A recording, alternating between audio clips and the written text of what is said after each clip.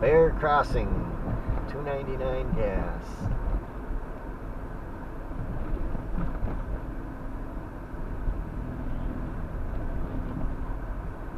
General store.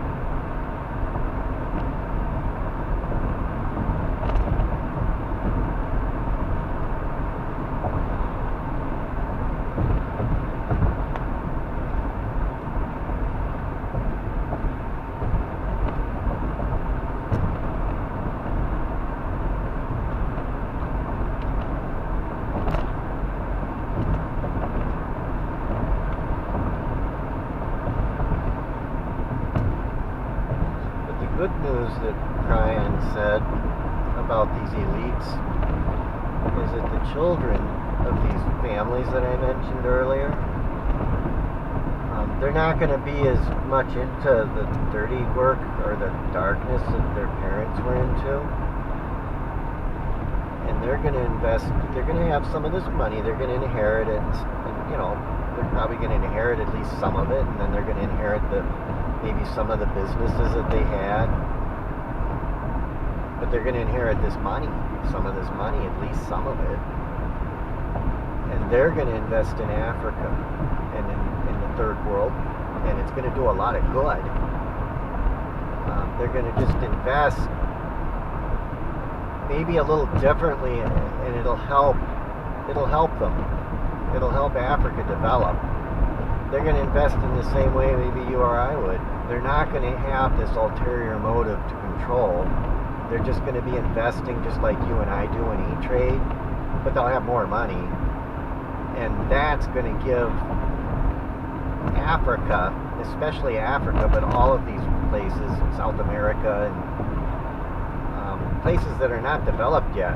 Africa's not very developed, and they're going to invest in their industry, and it's going to give them it's going to be a significant amount of money that they invest, and Africa's going to become a world power. They're going to come together,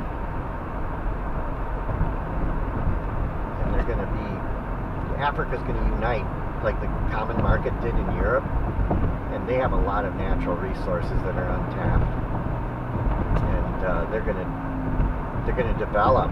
They're going to be developed, and it's going to boom. I have no idea how you invest in Africa, but these people probably have things that we can't buy. They can take and put $1 million into something that maybe you and I wouldn't have access to, because they're going to get in at the bottom, and that's where the people of Africa need it. They need that first initial investment, and they're going to give them that boost, and they're going to make money on it, and Africa's going to do well too. So it's not going to be one-sided like it has been in the past. They're going to have better motives, I guess you could say, and Africa is going to gradually come together, and there's going to come a day when Africa has one currency.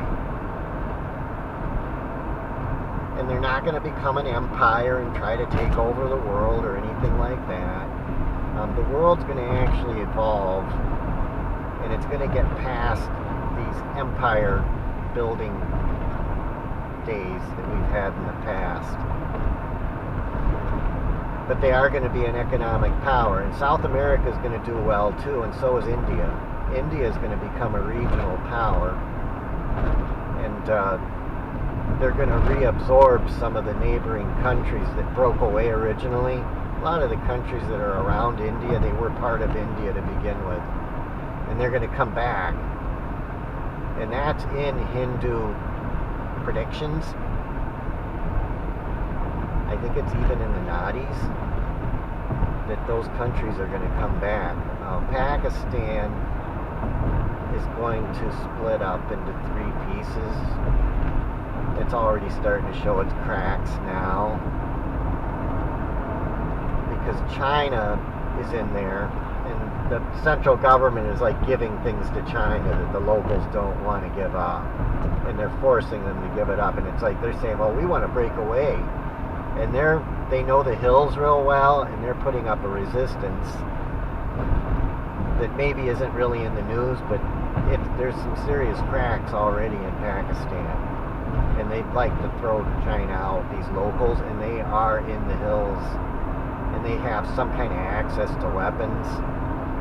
And there's going to come a day when that comes back to India. Maybe they'll look to India to get aid, to break away. I don't know if India will give them help, but eventually they will come back to India. Pakistan, as well as what used to be called East Pakistan, that's going to come back to India. I mean, if you look at old maps of India that go way, way back, those countries are all going to come back. They're going to be under one country again. And China's going to break up too. Maybe when China starts to break up, then Pakistan will finish breaking up. And China's going to probably lose Tibet. I mean, I think a lot of us hope so. Tibet will get independence from China and be able to have their country back. And China's going to break up. The CCP is going to step down. And that, I think, is going to happen in the next, let's just say the next 5 years. I think it's going to happen in the next 5 years. I'm not really sure when, but I'm kind of thinking that China will break up in the next 5 years. I mean, we still got some turmoil to go through. The CCP will step down. I don't know if it's going to break up and then they'll step down, or they'll step down and then break up.